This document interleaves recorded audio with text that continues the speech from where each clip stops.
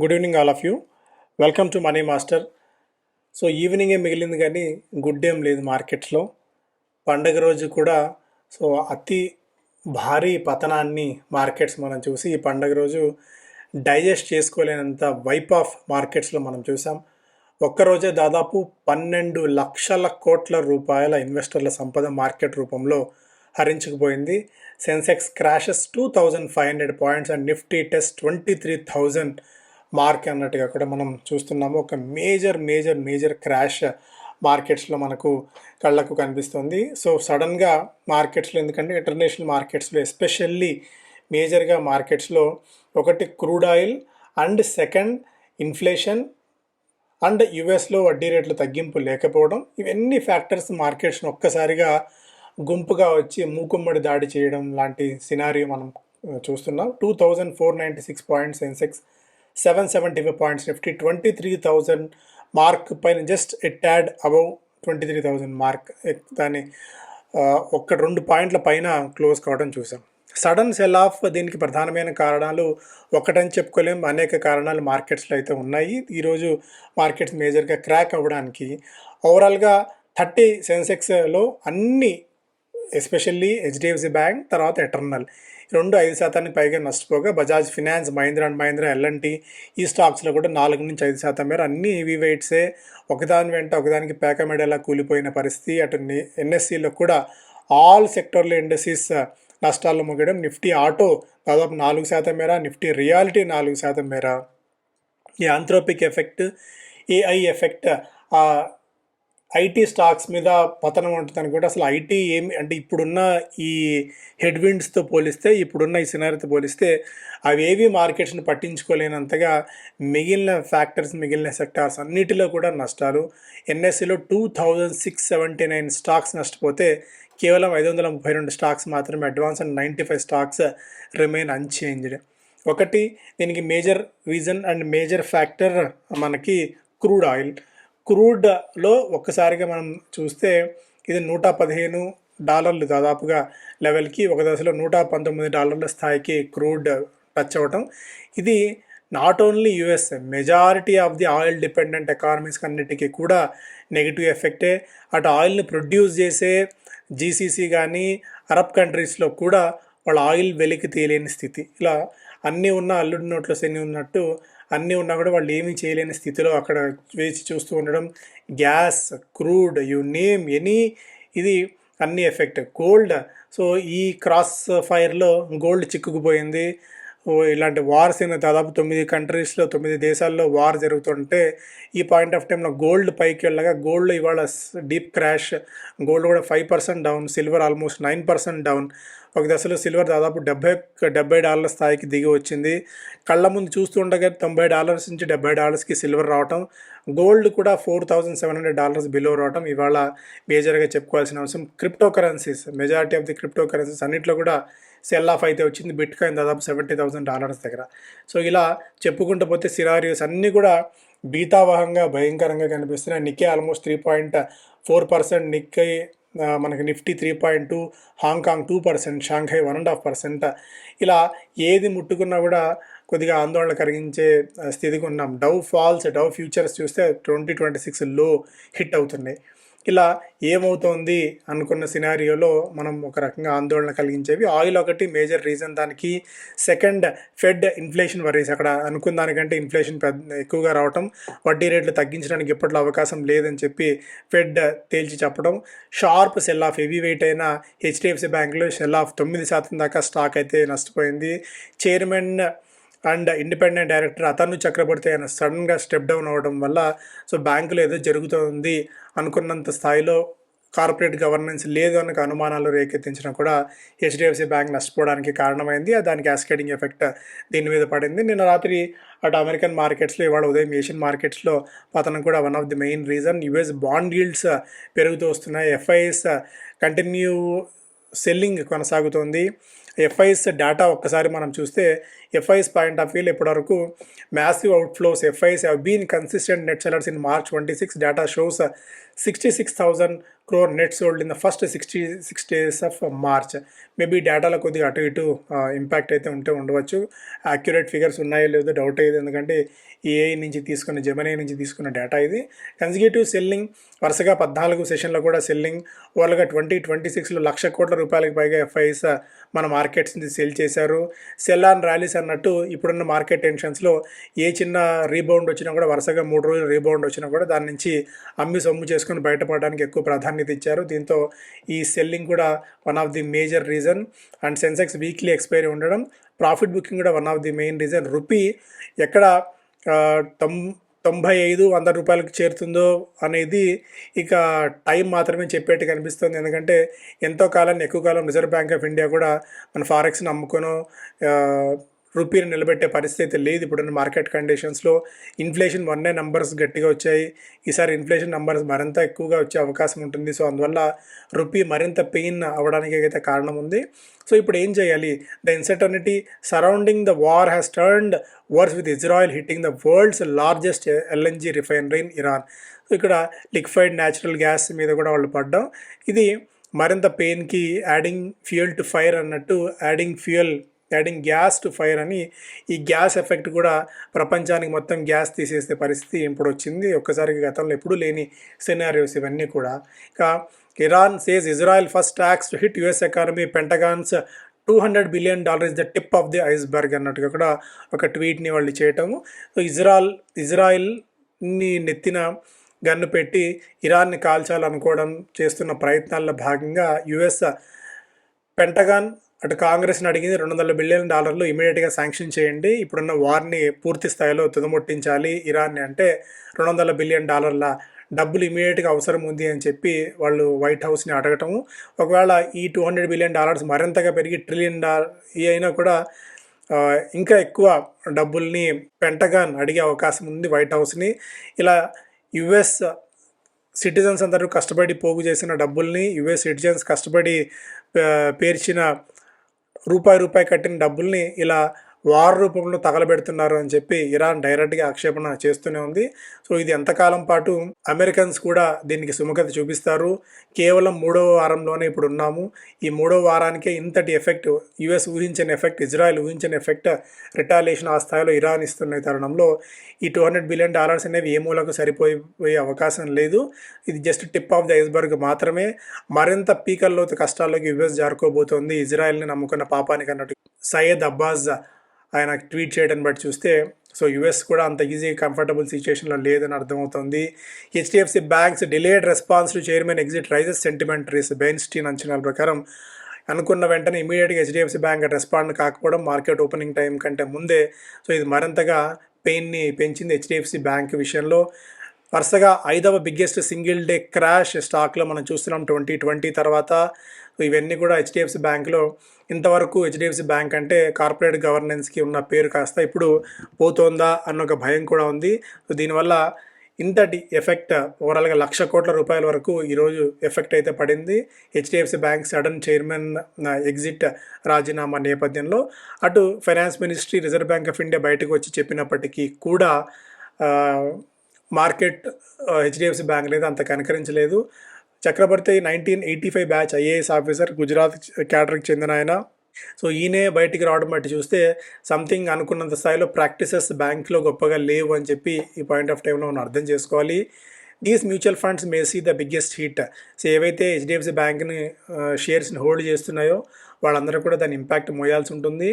ఒకటి Navi mutual fund, PPFAS mutual fund, UTI mutual fund, State Bank of India mutual fund. ఇవన్నీ అంటే ఏవైతే 4 నుంచి గరిష్టంగా 7% మేర వాళ్ళ ఏఈఎంలో పెట్టుకున్నవన్నీ కూడా తీవ్రమైన ఎఫెక్ట్ని మోయాల్సిన అవసరం అయితే రాబోతోంది. బికాస్ ఆఫ్ హెచ్డిఎఫ్సిలో క్రాష్ లేదు. లోయర్ సైడ్ ఎంతవరకు వెళ్తుంది, బాటమ్లెస్ పిట్ అన్నట్టుగా కూడా ఈ స్టాక్లో కూడా సెల్లింగ్ ప్రెజర్ అయితే మరింతగా ఉంది. 770 లెవెల్స్ అనేది ఇంకా పెద్దగా దూరంలో లేవు హెచ్డిఎఫ్సి బ్యాంకింగ్ సంబంధించి.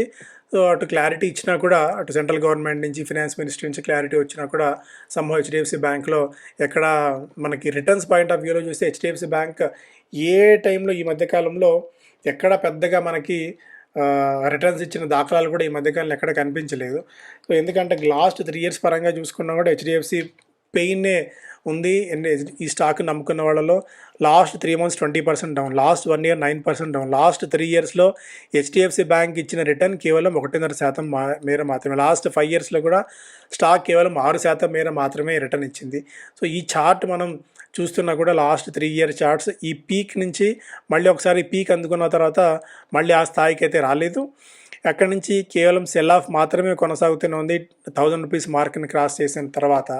సో అందువల్ల హెచ్డిఎఫ్సి బ్యాంక్ ఇప్పట్లో కోలుకునే అవకాశాలు కూడా ఏమీ అంతగా కనిపించట్లేదు. ఫిన్మిన్ అఫీషియల్ చెప్పారు, a strong financial institution with strong fundamentals అని చెప్పి ఫైనాన్స్ మినిస్ట్రీ నుంచి ఒక క్లారిటీ వచ్చినప్పటికీ కూడా financial services secretary M Nagaraju and set the reserve bank of India already issued a statement in this regard అని చెప్పినా కూడా మార్కెట్ దీన్ని అయితే రివార్డ్ అయితే చేయలేదు ఈ స్టేట్మెంట్ని. Rupee caught in perfect storm is 100 per dollar looking more certain than ever amid Iran war. ఇంతకుముందే చెప్పుకున్నట్టు ఎప్పుడైతే ఆయిల్ ధరలు పెరుగుతూ వస్తాయో, క్రూడ్ ఆయిల్ ఇంటర్నేషనల్ మార్కెట్లో బ్యారల్కి $10 చొప్పున పెరుగుతూ వస్తుందో, కరెంట్ అకౌంట్ డెఫిసిట్ మీద 0.4 నుంచి 0.5% మేర కరెంట్ అకౌంట్ డెఫిసిట్ పెరుగుతుంది అని చెప్పి ఒక అంచనాగా ఉంది. ఇప్పుడున్న పరిస్థితుల్లో ఎలివేటెడ్ లెవెల్స్ దగ్గర కరెంట్ అకౌంట్ డెఫిసిట్ 3% పైగా మార్క్ని క్రాస్ చేసే అవకాశం ఉంది.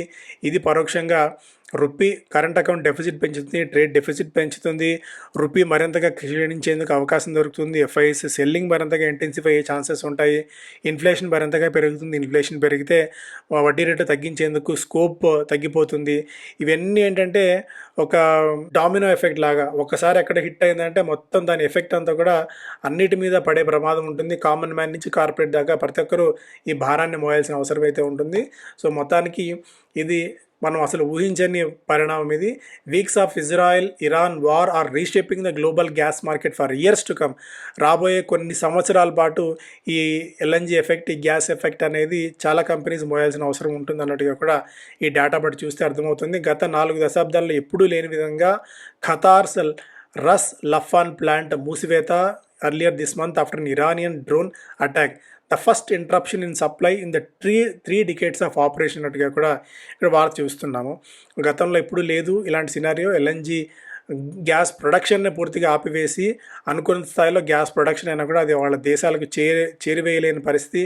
దీంతో గ్యాసోలిన్ ధరలు పెరుగుతాయి, జెట్ ఫ్యూయల్ ధరలు పెరుగుతాయి, కుకింగ్ గ్యాస్ ధరలు పెరుగుతాయి, షార్టేజ్ వస్తుంది, ఫర్టిలైజర్స్, డీజిల్స్, దీని మీద ఆధారపడిన గ్యాస్ మీద ఆధారపడిన అనేక రంగాలు, అనేక కంపెనీస్ కూడా దీని భారాన్ని మోయాల్సిన అవసరం అయితే ఉంటుంది. సో మొత్తానికి ఇది అంత షాటర్ అండ్ ర్యాటిల్ చేయబోతోంది ఈ సినారియో అనేది. Silver plunges nearly 19,000 per kg. ఇది గోల్డ్ సిల్వర్ ఈటీఎఫ్స్ దాదాపు 8% మేర పతనం అయ్యాయి. Foreign sell off in financials hammers India's Nifty 50 to worst fortnight since COVID-19 crash. So COVID-19 crash తర్వాత మళ్ళీ సినారియో ఇప్పుడు ఓవరాల్గా బ్యాంకింగ్ అండ్ ఫినాన్షియల్ సెక్టార్లో సెల్ ఆఫ్ ఆ స్థాయిలో మనం చూస్తున్నాము. Banks are not the only villains in Nifty's 600 points crash. Autos fare worse with up to 4% index fall. ఇక్కడ మేజర్గా మనం గమనించాల్సింది ఏంటి అంటే ఇప్పుడు ప్రభుత్వం అటు గ్యాస్ ధరలైనా పెట్రోల్ డీజిల్ ధరలైనా ఆర్టిఫిషియల్గా ఆపి ఉంచుతుంది. ఒక స్థాయి వరకు ఆపి ఉంచుతుంది. ఒక స్థాయి తర్వాత ఓఎంసీస్ కూడా చేతులు ఎత్తేస్తాయి. ఓఎంసీస్ చేతులు ఎత్తేసినప్పుడు ప్రభుత్వం ఖచ్చితంగా ధరలు పెంచక తప్పని పరిస్థితి. ధరలు కనుక పెంచినట్టయితే దాని ఎఫెక్ట్ ఓవరాల్గా ఆటో సెక్టర్ మీద ఇమీడియట్గా ఉంటుంది. క్రూడ్ దొరకపోవడము, ఒకవేళ పెట్రోల్ ధరలు ఇక్కడి నుంచి భారీగా పెరిగితే ఫస్ట్ ఇమీడియట్గా ఏంటంటే ఇంత రేట్లలో కార్లు బైకులు కొందామా అవసరం లేదని కొద్దిగా ఆగిపోయే ప్రమాదం ఉంటుంది. సో ఇప్పటికే మనం ఆర్టిఫిషియల్ ఇంటెలిజెన్స్ జాబ్స్ పోతున్నాయి ఆ సినారియోలో. ఇప్పుడు ఇది కూడా కనుక యాడ్ అయితే అండ్ దీనికి తోడు మనకి ఇంటర్నేషనల్ మార్కెట్స్ నుంచి మెటల్స్ బాగా పెరుగుతున్నాయి. మెటల్స్ పెరుగుతున్నప్పుడు ధరలు కనీసంగా 1 నుంచి 3% మేర వెహికల్ ధరలు పెంచక తప్పని పరిస్థితి మెటల్స్ పెరుగుతుండడంలో. కార్లు, బైకులు ఈ ధరలు పెరుగుతాయి, కమర్షియల్ వెహికల్స్ ధరలు పెరుగుతాయి. ఒకటి బయట మార్కెట్లో పెట్రోల్ డీజిల్ ధరలు పెరిగి ఉంటాయి. ఈ ఎలివేటెడ్ లెవెల్స్ దగ్గర ఆటోస్ తీసుకోవడానికి ఎవరంతా సుముఖ చూపించకపోవచ్చు. దీంతో ముందే ఆటో సెక్టార్లో కూడా క్రాష్ అండ్ వీక్నెస్ అయితే మనం చూస్తున్నాము. మ్యాక్వరీ తన హెచ్డిఎఫ్సి బ్యాంక్ని మార్కీ బై స్టేటస్ నుంచి డ్రాప్ చేసింది హెచ్డిఎఫ్సి బ్యాంక్ని because of corporate governance issues. HDFC Bank లాంటి బ్యాంకులో కార్పొరేట్ గవర్నెన్స్ ఇష్యూస్ అంటే అసలు ఊహించుకోవడానికే ఓకే అందని స్థితి. దీంతో ఇప్పటివరకు అయితే ప్రస్తుతానికి వెయిట్ అండ్ వాచ్ మోడ్లో ఉన్నవాళ్ళు మేబీ ప్రస్తుతానికి అవాయిడ్ చేయవచ్చు ఒక క్లారిటీ వచ్చేదాకా. ఇక దాని నుంచి కొద్దిగా పక్కకు వస్తే ఎలారా క్యాపిటల్ 17% దాకా అప్సైడ్ పొటెన్షియల్ ఉంటుంది యునైటెడ్ బ్రేవరీస్లో అన్నట్టుగా కూడా ఒక అప్డేట్ ఇచ్చింది. కర్ణాటకలో కొత్తగా ఎక్సైజ్ పాలసీ ఒకటి తీసుకుని వచ్చారు. ఎక్సైజ్ పాలసీ నేపథ్యంలో దాదాపు 20-25% మేర బీర్ ధరలు తగ్గవచ్చు. ఎందుకంటే గత 3 ఏళ్లలో కోవిడ్ తర్వాత తమ కిట్టీని పెంచుకోవడానికి, ఖజానాన్ని నింపుకోవడానికి 3 సార్లు not only Karnataka, majority of the states అన్ని కూడా ధరలను బాగా పెంచేసాడు, బీర్ని కానీ లిక్కర్ రేట్స్ అన్నిటిని కూడా. దీంతో కర్ణాటకలో బీర్ కన్సంప్షన్ బాగా ఎక్కువ. ఇది ఇక్కడ 20-25% దాకా బీర్ కన్జంప్షన్ మీద, బీర్ వాల్యూమ్స్ మీద ఎఫెక్ట్ పడింది. ఈ నేపథ్యంలో ఇది మొత్తానికి మోసం వస్తుంది అనుకుంటున్న తరుణంలో కర్ణాటక ఒక డెసిషన్ తీసుకుంది. ఆల్కహాల్ ఇన్ బెవరేజ్, అంటే బెవరేజ్లో ఆల్కహాల్ పర్సంటేజ్ ఎంత ఉంటుందో ఆ పర్సంటేజ్ తగ్గట్టుగానే పన్నులు విధించాలన్న నిర్ణయం తీసుకోవడం వల్ల ఓవరాల్గా బీర్ ధరలు దాదాపు 25-30% దాకా తగ్గవచ్చు. పరోక్షంగా ఇది మేజర్గా మెజారిటీ మార్కెట్ వాటా కలిగిన యునైటెడ్ బ్రెవరీస్కి కర్ణాటక నుంచి కలిసి రావచ్చు. ఇది పరోక్షంగా దీనికి బెనిఫిట్ అవుతుందన్న ఉద్దేశంతో తన టార్గెట్ ప్రైస్ని ఒక 17% మేర పెంచింది యునైటెడ్ బ్రెవరీస్కి. ఇక్కడి నుంచి కూడా 17% దాకా అప్సైడ్ పొటెన్షియల్ ఉంటుందనేది ఓవరాల్గా ఈ స్టోరీ సారాంశం. బజాజ్ ఫైనాన్స్ స్టాక్ దాదాపు 5% మేర పతనమైంది.